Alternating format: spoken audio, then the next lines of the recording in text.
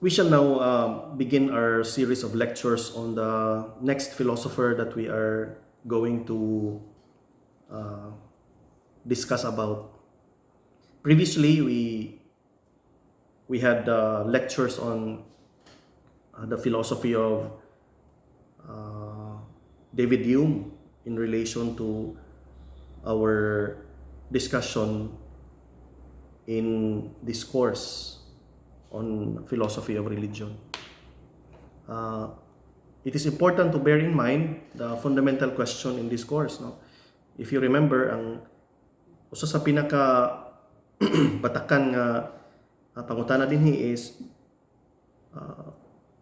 it reasonable to believe in God? Is it reasonable to embrace religion? That is the fundamental question. In the case of David Hume, the short answer to this question is David Hume thinks that it is not worthy of an educated person to embrace religion because of the factors that he mentioned. That is why he stayed as an agnostic for the whole of his life. Today, we shall look at a person who answers in the positive. No? Kung si David Hume ingon nga dili angayan sa usa ka edukado nga tawo o hamtong nga tawo nga motuo og Ginoo ug modawat og relihiyon, kining mosunod nga philosopher, theologian, biblical scholar nga si Rudolf Bultmann, para niya our faith does not necessarily go against our being reasonable, our being educated. To introduce Rudolf Bultmann, he was born in 1884 and he died in 1976. He was one of the most influential figures in the study of the New Testament in the 20th century. So he was a biblical scholar in a sense. His background includes the fact that he was the son of a German Lutheran pastor. So ang iyang amahan usa ka pastor sa Lutheran denomination. His major influences include Lutheranism, of course, the religion started by Martin Luther, the founder of the Reformation, and he was also influenced by the existentialism of Martin Heidegger. Unya, sa iyang pagtuon sa New Testament, mingon siya nga dili katuuhan nga historical ang ubang istorya sa ebanghelyo. He was deeply skeptical about the historicity of the gospel accounts. Later on, mo hisgot ta may tungod ni ana.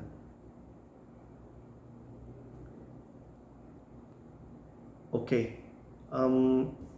Importante kaayo nga mubasa sa atong textbook aning dapita because Bultmann, or at least the presentation on Bultmann, can be very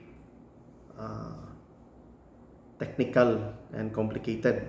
Okay, so it's important to read the book so that you can review and you can understand more fully what Bultmann is saying. Okay. As an introduction to the thoughts of Rudolf Bultmann, he says that the scientific criticism on religion,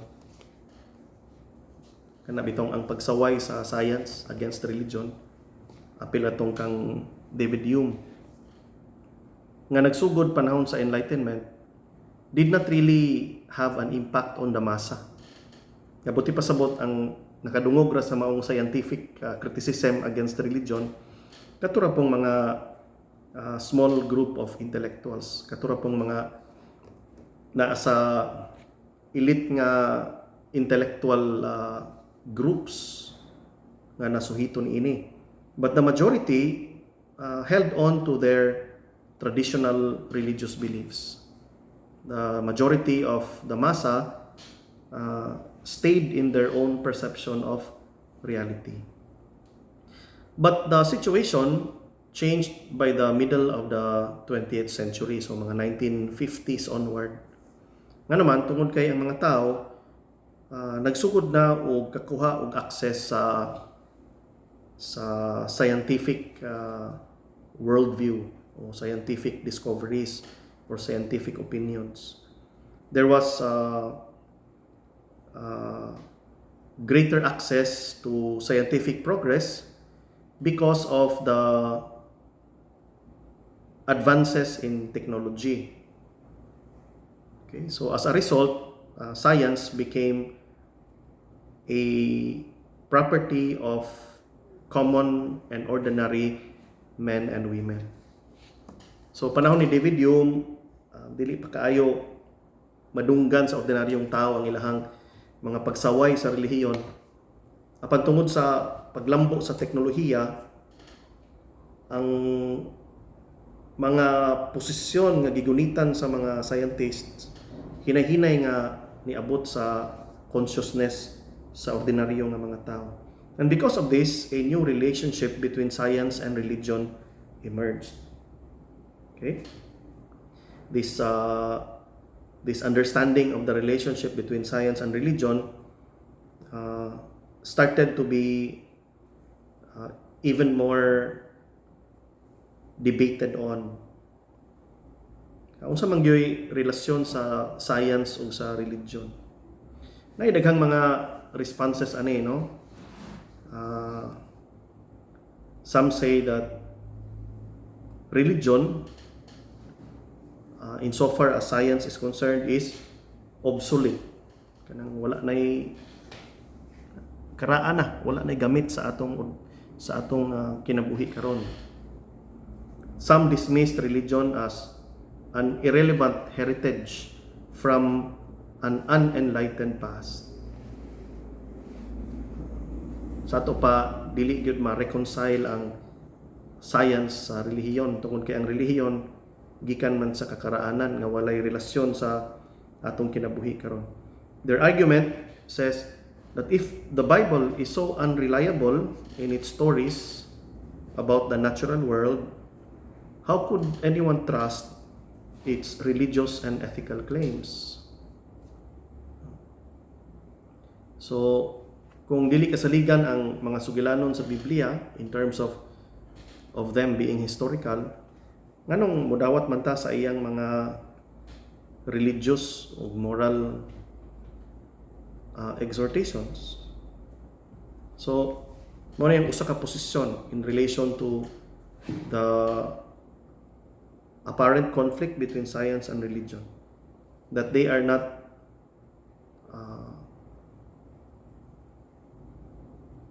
capable of harmony.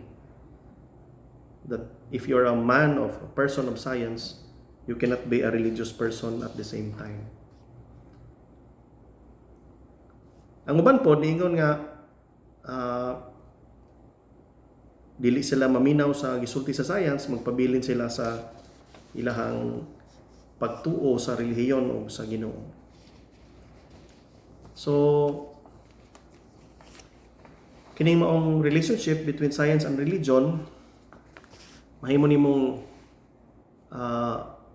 ihulagway pinaagi sa panagbulag, no? Katong mga believers in science say that religion is obsolete, but those who held on to religion also say we do not accept science to destroy our traditional faith. So nagpabilin silang buwag. Pero para ni Rudolf Bultmann, para niya, there is really no conflict between science and religion. Nga naman, ang primitive worldview sa Biblia,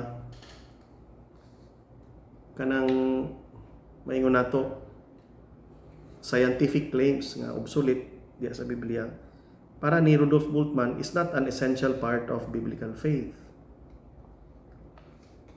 The biblical worldview is not essential for the Christian faith. It is merely a reflection of the dominant beliefs of its surrounding culture. Na sa ato pa, daghan diha sa Biblia nga dili gid mo literal nga dawaton. Kay para ni Bultmann, gikan lang na sa kultura, sa konteksto sa mga nagsuwat. Para niya, the genuine conflict between science and religion is not in the area of worldview, not in the area of understanding the world, how the world was created, or whether or not you accept the historicity of the biblical stories. Para ni Bultmann, the genuine conflict between science and religion is in the area of self-understanding. Self-understanding. Giyon sa nimo pag sabot ang imong kaugalingon. Kay para ni Bultmann, science has a tendency to create a certain self-understanding. Panalitan, the scientific culture, no, tulo man ka description sa iyang gihimo dinhi. Ingon siya nga, for example, the scientific culture teaches us that we are simply part of a system. So it is the system which determines us. It is the system which determines what we become. Mura ba kung unsay sistema, musunod ka. That is what science is trying to teach us in terms of self-understanding. Pero para ni Bultmann, we are not determined by our system. We determine who we are by our choices. Dili ang sistema ang nagpili kung kinsa ta. Ang atong pagkakita gimugna diya sa atong mga pagpili. We are our choices. Our choices determine how and what we become. Ikaduha, science has a tendency to insist that our essence is our rationality. Murag, our humanity is determined by our reason. Kana bitong giingon nga man is a rational animal. Kung gitudlo sa science nato, pero mingon si Rudolf Bultmann nga, no, we are more than our rationality. We are not only rational animals, but we are historical persons. We are partly determined by our history, by the historical choices that we make. Ikatulo, science has a tendency to tell us that our value depends on our achievements. Amurag na ipanghunahuna nga ang imuhang kaimportante nagdepende sa imuhang naabot o nakabot. So these elements are that which comprise the self-understanding of the dominant scientific culture. Mingon siya, if you are a believer in God, if you believe in God, you will not allow yourself to be defined according to this dominant scientific culture.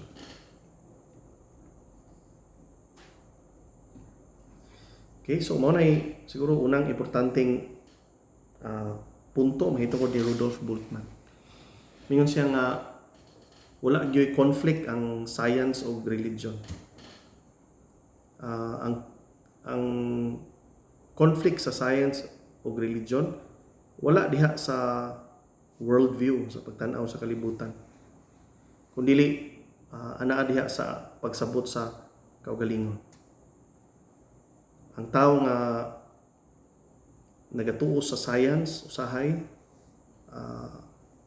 magbaton sa panghunahuna nga we are simply part of the system, that we are